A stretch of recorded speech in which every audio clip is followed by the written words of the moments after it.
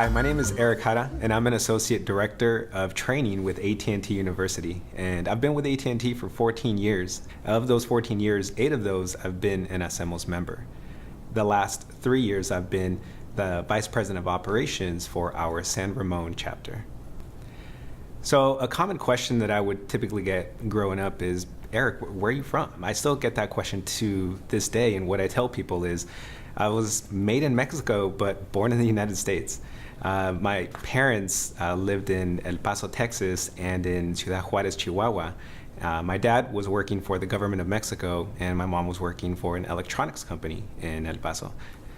The first 2 years of my life I spent living between those two countries, those two cities, right, the border cities. There was a critical moment in my family's life where my dad had to choose to follow my mom to the Silicon Valley, Northern California Bay Area, for an engineering job that she had gotten, or stay in Mexico to work for the government.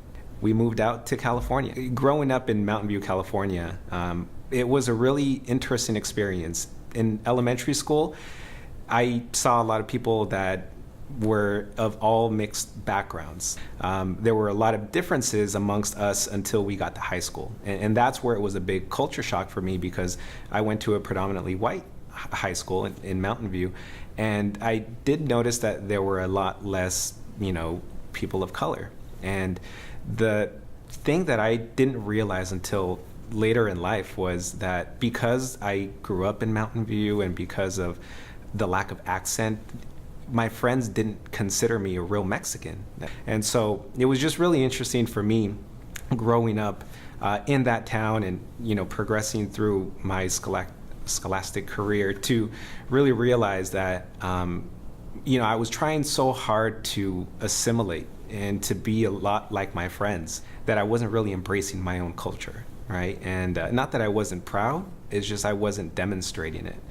Now, as a parent of 2 kids, 2 young boys that are mixed, they're half Asian and half Mexican, I want to make sure that I instill that in them early so they don't have to feel like they have to hide their Cambodian or their Mexican side. And they can really be proud of who they are, but still be a part of what makes America beautiful, and just having everyone, be a big melting pot of innovative, young, proud Americans.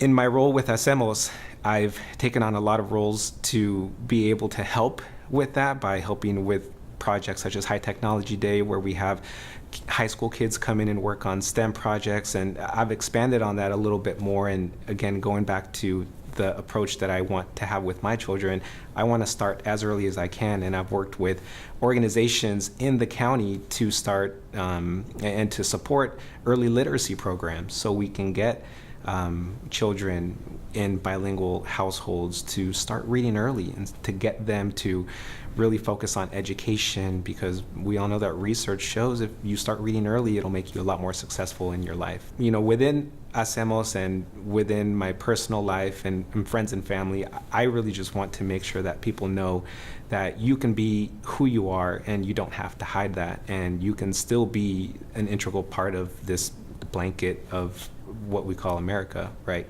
The things that I'd like to kind of really close with is just to make sure that everything that we're doing is to be a role model to the next generation, that we're really helping those kids of the future be successful. And as I heard earlier today, we're really setting them up to be even more successful than we are today.